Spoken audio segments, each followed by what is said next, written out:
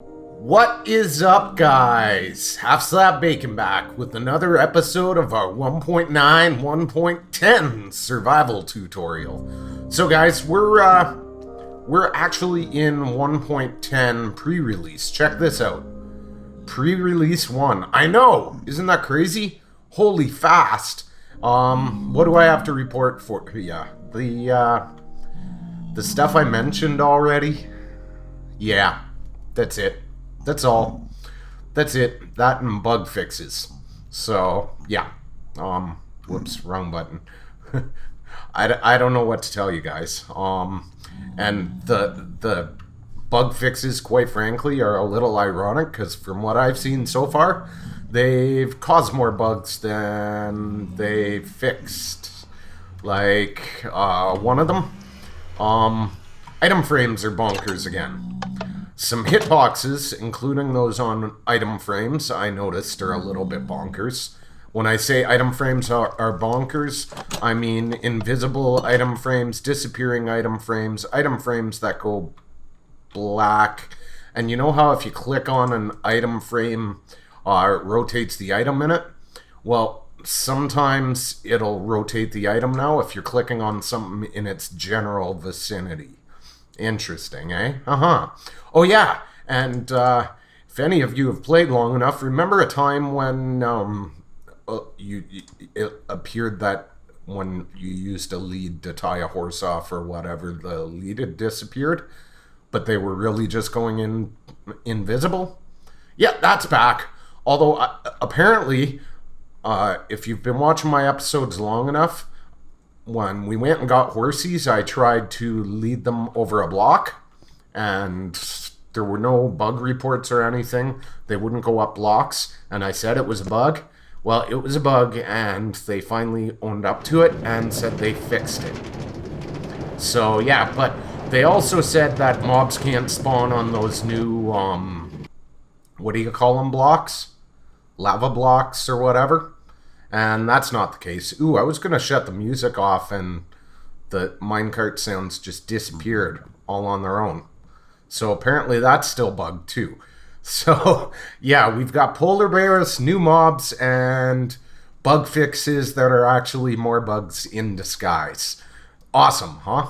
So as you can see, this is done with the exception of decorating all that. If you saw my original job, I did that. Also, I should point out, used to be believed when you ran your mine tracks on a diagonal like that you went faster. Well, it was proven time and time again that that was a lie.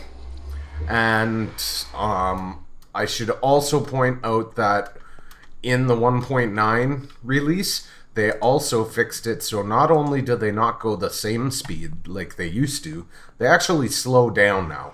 So I have some extra powered rails there, and obviously powered rails here to get up and down. I haven't tested pushing minecarts into a nether portal yet, but I did test having them go through, and I can confirm if you have track on the right side, on the other side, see, they go through. Awesome, huh? So, why are we here today? Well, as you know, the Ocean Monument has been kind of a project we're working on because we need those blocks. Yeah, baby, we need those blocks. And I've been doing a ton of off-camera work and brought the potions because we're going to need them for the rest of it. So this is cleared. Like I showed you, use blocks and, you know, all the other stuff. So basically what I've done is I've kind of ripped apart the basement floor so you guys can get a look and see what it's like. And just to confirm, there, see? Water underneath, those are the pillars underneath. We have nothing attacking us from underneath because they don't spawn under the main floor. And we're going to cover that today because I've seen a lot of misinformation about how the Guardians farm spawn over the years, and it's the same now as it always has been. So none of it's it changed over the years. It never changed. It always has been the way it is today. So this is pretty much what it looks like. I took out some of the flora naturally and on each level and just cleared it out, worked my way down to the bottom. And then, of course, once you get to the bottom, you have a ton spawning in the last little bit of water. So basically all I did there was just do kind of this routine, right? And use the sponges. And when I got down to the very last section, I started working that way. That's all, guys. So lots of placing blocks, placing sponges to remove water, and yeah, all that fun stuff. So, did I leave? Ooh, I left a whole bunch of stuff down here still. We're gonna wanna, well, yeah. No, you know what? We're gonna do most of our smelting upstairs. So we're gonna wanna take this stuff with us. So that's it, guys. To give you an idea, the time this took, hours and hours. I didn't time it out exactly. And an exact time wouldn't be accurate anyways because no two ocean monuments are alike. They're actually unique. Oh, I found more sponges too. Look, we're up to 60 now. I found another sponge room we missed the first time around. So I'm just putting the potions and other stuff I don't need away here at the moment, guys. Do I have a block space for that? Kind of. Not really. Because what we're going to need right now is a whole bunch of cobblestone and our potions. Because we are going to go... And I did bring beef, right? I brought beef. Yes, good. You're going to want a high saturation food for this. Your good gear, and I recommend water breathing, night vision, instant health, and some ender pearls just in case you get in a little bit of trouble. So what we're going to do is we're going to start getting ready to wall this off. And we're going to talk about the misinformation out there if you watch other Guardian farms. So you notice that even though we're in the center of the Guardian farm out here, it looks like we're lucky. I don't see a lot of Guardians out in the water, thankfully. You notice that none are spawning in here. That's because this section we walled up is above the top of the Guardian farm. So I've seen a lot of tutorials that say that they spawn 3 blocks out from the Guardian farm, 2 blocks out, 1 block out in any water volume around the Guardian farm to the floor of the ocean. And that is not the case, guys. Their spawn area is the ocean monument. So from the floor of the ocean monument, each corner of the floor of the ocean monument, up to the roof of the ocean monument. So there's actually all this water above the roof of the ocean monument. They do not spawn in. So there's actually no need for you to remove that all. Technically, you could just build a glass structure or cobble or whatever you want around the ocean monument itself and just clear the water within that and build your farm from there. Oh good, it's getting night. Before we get started, we're gonna sleep just so we have our spawn set here. So technically, that does work. However, I'm gonna suggest you come right up to ocean level and you clear out from there. And there is a reason for that.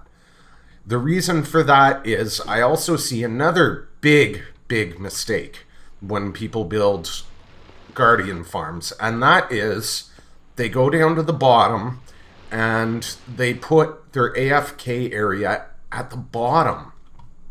If you put your AFK area at the bottom, guys, then you have to go light up all the caves underneath the ocean floor within 128 blocks around the ocean. That's a lot of work. Now, if you actually need to go caving, by all means, do it up. Do it up. But if you don't need to go caving, save yourself the work and just go 128 blocks above the ocean monument, man. You're good. You don't even need to go a full 128 blocks up. Technically, if you go like even 80 or so, pretty much all the caves are eliminated. You don't even have to be that picky. If you even just go up top above the water level instead of down there, you're 60 blocks between you and the floor. So most things in the cave are going to immediately despawn while your guardian farm continues to work. So yeah, just a lot of kind of misinformation out there I wanted to set straight, guys. So what we're going to do right now is we're going to go start creating our walls for this. And for this, I recommend your good gear. And of course, yeah, no, that's the right one. Did I get rid of the others? Okay, I did. So you're going to want a water breathing and a night vision for this, and your good iron gear. Now, some people say wear a potion of or use a potion of invisibility, and blah blah blah blah blah. I'm gonna say don't waste your breath, guys, and just wear your good gear. Here's why. And bring good saturation food, because you're gonna be moving a lot anyways, and these idiots are gonna see you because you're placing blocks.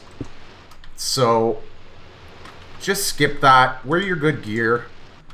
Use the water breathing so you can move at a decent pace, and just put up with them hitting you a bit and go all the way up to the top. It's actually less work in the long run. We'll worry about that wasted cobble there after. So we're going right to the ocean floor, and the reason being, we're only gonna sand to the ocean floor. That's it. Well, or to the ocean monument floor. That's it. That's all. Now, did I remember to grab more cobble? Yes, I did. Okay, good boy, Bacon. So you're gonna want a bunch of sand after that, and there is a reason we're using the cobble, and that's just structural integrity. Here's where getting that food comes into play, guys. You shouldn't need more than one potion for this unless you end up with a whack of these guys up in your face. And if you do end up with like just an absurd amount of them up in your face, that's why I recommended bringing the ender pearls just in case you get into trouble. For the most part though, this part doesn't take very long, and with the water breathing and the night vision, you can see what you're doing pretty easy. And even if these guys are bugging you, you should be able to get away with one set of potions, 2 at most. Now you did notice I brought some invisibility. That's because we're going to use that for something else, okay? Normally I would have done this while I was placing these pillars, but because I'm doing it on camera, I wasn't really thinking about what I was doing. So yeah, that's a thing. And you can use these towers to just kind of, you know, block their vision and stuff as you're going. So we want a diamond pattern on these, and this will make sense when we come back out and set up our redstone. We are going to set up some redstone, and I'm making it a diamond. We're actually going to remove some blocks just because that way we're going to have some walking room when we get around to doing it. And then what we're going to do is we're going to pick a corner that we're going to drop our sand from. We're going to set up a very simple piston setup that's going to take us all the way around for that. Nice and simple, guys. Go away. Pound salt. Go away. I don't even like you. I'd hit you, but you have thorns, so I'm just going to run away like a scared little boy. Haha, suck it. Let's just close that so they don't get in. Hopefully none of them came in while we were down here. Okay, so for the next part, guys, what we're going to do is we're going to bring some cobble with us. We got all those things up in our face. We need somewhere to put these potions. We're not going to need these right now. Okay? We're not going to need those. We are going to take the instant health. We are also going to take off our armor. And this is the part where we are going to use the invisibility potion. Just because it's going to be easier getting around up there. Now keep in mind, they'll still be able to see the blocks we're using. That's going to be a thing. So personally, I'm not going to bring, well, I'm going to bring my pick. Wow, we'll just leave it all on the hotbar. I'm not going to, you don't need to bring much. You can pretty much leave it all behind if you want. So if you're not familiar with an invisibility potion, guys, that is quite simply a night vision potion with a fermented spider eye added. So what I want to do now is I want to build a walkway out to one of our corners. And that's why I said a diamond pattern, just to keep it simple. So you can pick whichever corner you want, and I'll show you where we go from there. So I'm going to start with my potion of invisibility. Now, like I said, keep in mind, they're going to see our blocks still. So they won't likely see us unless they're close, but they will be able to see us as they get close. Now, I'm not going to worry about being too fancy here. I'm just getting a couple solid blocks down. See? They can still see us. Why can they still see us? Because we're holding a block. That's why I don't recommend the invisibility potions when you're battling them or when you're going through the water. But what it does do, at least while we're out here, is it reduces the range, so only the ones that are close by to us are gonna see us. So given that we've still got some stuff to cover, guys, I'm gonna do this off camera because you've probably seen someone pillar out before. So give me a minute, I'll BRBs. I am such a derp, you guys. I brought the pistons, but I completely forgot my repeaters and my redstone because I am such a derp. So I had to go all the way back for those. So now what we're going to do is we're going to set up our piston, which is actually going to be very simple. So what you're going to do once you get this built is you're going to go to each pattern or platform, and you're going to set one of these up. First thing I do before I start building is I cut out that block in the center so I know where my actual pillar up is, and I have everything lined up. See, if we go down, perfect. So that way you don't get confused on that. And then you're going to want to get this set up quickly. I still have the invisibility potion on when I did this one. You don't necessarily have to go there with the rest, but it helps. So then all we're going to do, nice and simple, guys, is we're going to put piston right in front of that hole. We're going to put a repeater there, and we're going to put this here.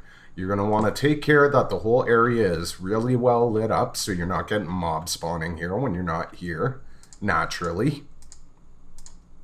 And then we are going to put a redstone torch here.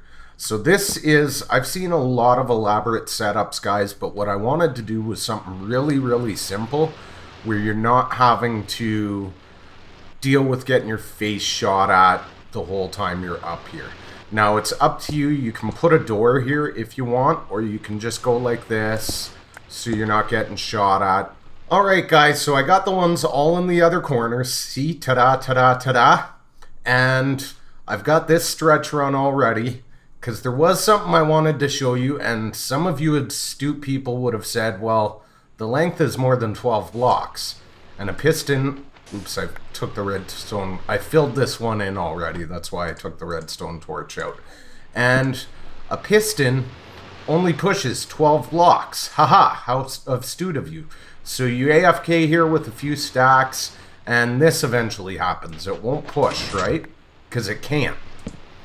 So, like I said, I wanted to keep this simple, and that's why I wanted to do all this live. So now we're going to have to move all this, aren't we? Oh no, oh me, oh my, oh no, it's so terrible. Don't worry, you're only going to... And I left my axe behind. Darn it. I did bring the door, like I said I was going to. You're only going to have to move it a couple of times. And as I move them, I take out the torch, take out that block, and then I run that last stack down. Like you can see, this is not a lot of work, guys. See? And if you point at the torch, it should go even faster. There we go. It's a little bit slower than when I'm not recording. But for the most part, this still looks pretty quick. And it really is efficient. You set up your redstone a couple of times. But the flip side is, it's really fast. So instead of having, 10 redstone components, because what I could have done is I could have had it push a block higher, where it dropped onto this setup here and pushed a block further out and da-da-da. And that's easy enough to accomplish. But I don't think it's worth the extra work, because what's going to happen here is... Now when it gets to that end, it's going to start pushing 12 blocks that way. So that run will be done already. And that's what happens sometimes, occasionally, if you face the piston. So it's best to, unless you're facing it dead center, that'll happen. So it's best to do it this way.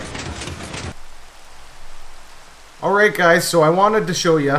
That was 3 moves and... maybe half an hour of my time, maybe, if that. So like I said, nice and simple. I would set it up on this one, except it's not going to work out. I did have to run to my hidey hole though. That's why I recommend doing each corner. I did have to come this way once. Just because those guys were all up in my grill. But you can see, for half an hour, I got a wall up. So, basically, this was less work than having to actually get the sand in order to do it. Now, like I said, we could have simply set up a piston every 12 rows. But then what happens there is you either have to have it run a straight path and then drop onto a piston. And then another straight path, drop onto a piston, and so on and so forth. So essentially what ends up happening there is you end up putting them way higher, like we're just 1 above sea level right now. In order to run that setup where you don't have to tear down, you either need such a complicated piston setup, or you need 1, way more pistons set up, and 2, you have to go up a layer for each piston every 12 blocks, which just takes a lot more resources.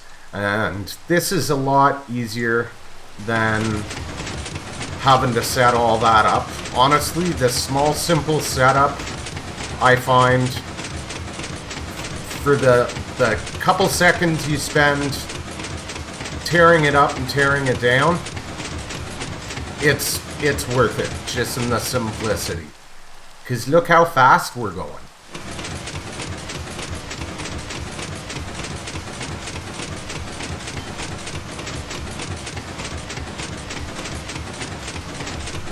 Awesome, huh?